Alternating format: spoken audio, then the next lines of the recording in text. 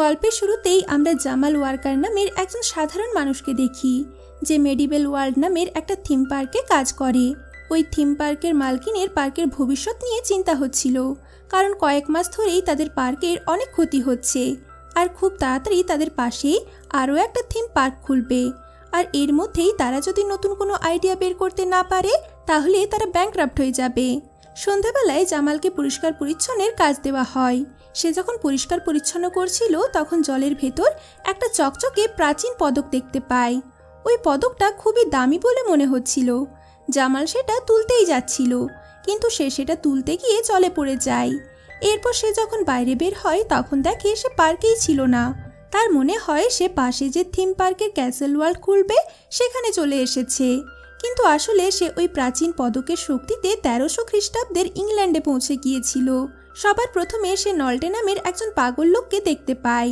ওই লোকটা পুরনো দিনের কাপড় পরেছিল, কিন্তু জামালের মনে হয় এই লোকগুলো কস্টিউম পরেই কাজ করে। সে দৌড়াতে দৌড়াতে দুর্গের কাছে এসে পৌঁছায়। সে যখন ভেতরে যাচ্ছিল, তখন সৈনিকরা তাকে আটকে দেয় আর তাকে জিজ্ঞেস করে সে কোথা থেকে এসেছে। জামাল উত্তর দেয় সে নরমান্ডি থেকে এসেছে। এতে ওই সৈনিকরা ভাবে সে একজন ফ্রেঞ্চ দূত, যে কিছুদিনের মধ্যেই তাদের এখানে আসার কথা বলেছিল। এই জন্য তারা তাকে ভেতরে যেতে দেয়। দুর্গের ভেতরে সবাইকে 1300 খ্রিস্টাব্দের কাপড় পরে থাকতে দেখে থিম পার্কের লোকেদের প্রতি সে ইমপ্রেস হয়ে যায়, কিন্তু সে এখনও বুঝতে পারে না যে সে সময়ের অনেক পেছনে চলে এসেছে। হঠাৎ করে তার নজর ভিক্টোরিয়া নামের একটি সুন্দরী মেয়ের ওপর পড়ে। সে তার সাথে কথা বলার চেষ্টা করে, কিন্তু তখনই সেখানে সেনাপতি পার্সিভাল চলে আসে। সে তার ক্ষমতার অপপ্রয়োগ করত। তার ব্যবহার এমন ছিল যেন সেখানকার সব মহিলারাই তার উপপত্নী। জামালের এই ব্যাপারটা একদমই পছন্দ হয় না, তাই সে রেগে গিয়ে বলে ভালোভাবে থাকো, না হলে ম্যানেজারের কাছে তোমার নামে কমপ্লেন করে দেব। সেনাপতি তার তলোয়ার বের করে, কিন্তু জামালের মনে হয় এটা তো নকল, এটাতে ভয় পাওয়ার কি আছে। সেনাপতির সামনে তার বাহাদুরি দেখে সবাই তার প্রতি ইমপ্রেস হয়ে যায়। এরপর তাকে রাজার কাছে নিয়ে যাওয়া হয়।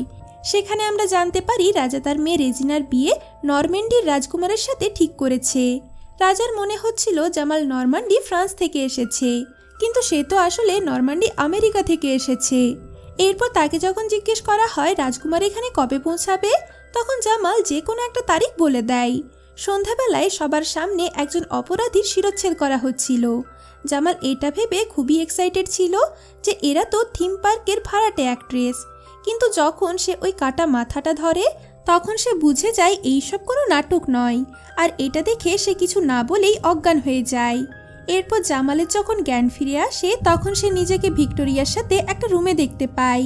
জামালের প্রাচীন পদকটা দেখে ভিক্টোরিয়ার মনে হয় সেও ওই লোকেদের মধ্যেই একজন। সে জামালকে একটা পদক দেখায়, যেটা হুবহু তার মতোই ছিল। সে জামালকে বলে এই পদকটা যারা পরে তারা এই নিষ্ঠুর রাজাকে সরিয়ে তাদের পুরনো রানীকে আবার ওই সিংহাসনে বসাতে চায়, যেটা রাজা ছলনা করে লাভ করেছে। জামাল শান্ত হয়ে ভিক্টোরিয়াকে জিজ্ঞেস করে আজকের তারিখটা কত। যখন সে জানতে পারে সে 1300 খ্রিস্টাব্দে পৌঁছে গেছে, তখন সে অনেক অবাক হয়ে যায়। তার মাথায় আকাশ ভেঙে পড়ে। সে তার সময়ে ফিরে যেতে চাইছিল, কিন্তু সে এটা বুঝতে পারে না যে সে তার সময়ে কিভাবে ফিরে যাবে। তখনই একজন সৈনিক এসে জামালকে ঘোড়া চালানোর জন্য নিয়ে যায়, কিন্তু জামাল ঘোড়া চালাতেই জানতো না। এই জন্য ঘোড়ার উপর তার অদ্ভুত অদ্ভুত আচরণ দেখে রাজা সহ সবাই অনেক হাসতে থাকে, আর রাজা তাকে রাত্রের পার্টিতেও নিমন্ত্রণ করে। রাতের পার্টিতে জামাল ব্রেক ডান্স করে। সবাই যখন নাচ করছিল, তখন রাজকুমারী রেজিনা তাকে একটা কোনায় টেনে নিয়ে তাকে কিস করে। তখন পার্সিভাল পেছন থেকে এসে বলে রাজকুমারীর সাথে এইরকম আচরণ করার সাহস তোমার কি করে হয়। পার্সিভাল তাকে মারার জন্য উঠে পড়ে লেগেছিল, তাই জামাল সেখান থেকে পালিয়ে যায়। এরই মধ্যে দুজন লোক ছুরি নিয়ে রাজার দিকে এগিয়ে যাচ্ছিল, কিন্তু তখনই জামাল পার্সিভালের থেকে বাঁচার জন্য উপর থেকে একটা দড়ি ধরে সোজা রাজার উপরে এসে পড়ে যায়। আর সবার মনে হয় জামাল সঠিক সময়ে রাজাকে বাঁচিয়ে নিয়েছে। কিছুক্ষণ পরে রাজা পার্সিভালের কর্তব্যে অবহেলা করার জন্য তাকে সেনাপতি পদ থেকে সরিয়ে জামালকে সেনাপতি করে দেয়। দুর্গের সুরক্ষার জন্য জামাল নানান রকম প্ল্যান করতে থাকে। সে বলে এই মুখটার মতো একটা স্ট্যাচু দুর্গের সদর দরজায় বানিয়ে দাও, এর ফলে এটার ভয়ে শত্রুরা ভেতরেই আসবে না। পরের দিন সে রাজার সাথে একটা কৃষকের বাড়িতে যায়। তার উপর অভিযোগ ছিল যে সে শালগম চুরি করেছিল। ওই কৃষক বলে সে এইসব কিছু তার ক্ষুধার্ত পরিবারের পেট ভরার জন্যই করেছে, কিন্তু রাজা এই ছোট্ট কারণে তার মাথা কেটে ফেলার আদেশ দেয়। আর এখন যেহেতু জামাল সেনাপতি ছিল, এই জন্য এই দায়িত্বটা জামালকে দেওয়া হয়। রাজা চলে যাওয়ার পরে জামাল তাকে কিছু টাকা দিয়ে তাকে এখান থেকে পালিয়ে যেতে বলে। রাত্রে সে ভিক্টোরিয়ার সাথে দেখা করে, যে তাকে একসাথে মিলে রাজাকে সিংহাসন থেকে সরানোর জন্য তাকে সাহায্য করতে বলে, কিন্তু সে এই কাজ করতে বারণ করে দেয়, কারণ যে রাজা শালগমের জন্য লোকের মাথা কেটে ফেলার আদেশ দেয়, তাহলে সে তাকে মারার ষড়যন্ত্রকারীকে কি করতে পারে। তখন ভিক্টোরিয়া সেখান থেকে চলে যায়। মাঝরাত্রে একটা মহিলা জামালের রুমে আসে। জামালের মনে হয় ভিক্টোরিয়া এসেছে, এই জন্য সে তাকে কিছু করতে বাধাও দেয় না। পরের দিন সকালে নরম্যান্ডি থেকে যে আসল দূত আসার কথা ছিল সে পৌঁছে যায়। রাজা বুঝে যায় জামাল তার সাথে ছলনা করেছে। সে তার সেনাপতি আর আসল দূতের সাথে জামালের রুমে আসে, যেখানে সে রাজকুমারীর সাথে ঘুমোচ্ছিল। রাজকুমারীকে এই অবস্থায় দেখে নরম্যান্ডি থেকে আসা রাজদূত বিয়েটা ভেঙে দেয়। রাজা জামালকে কাল কুঠুরিতে বন্দি করে দেয়। সেখানে সে ওই দুজন লোককে দেখতে পায় যারা রাজাকে মারতে চেয়েছিল। কথা বলতে বলতে তারা জামালকে লেজেন্ডারি ব্ল্যাক নাইটের কাহিনী শোনায়, যে একটা ভয়ঙ্কর ড্রাগনকে মেরে মুখ থেকে আগুন বেরোনোর শক্তিকে অর্জন করেছিল।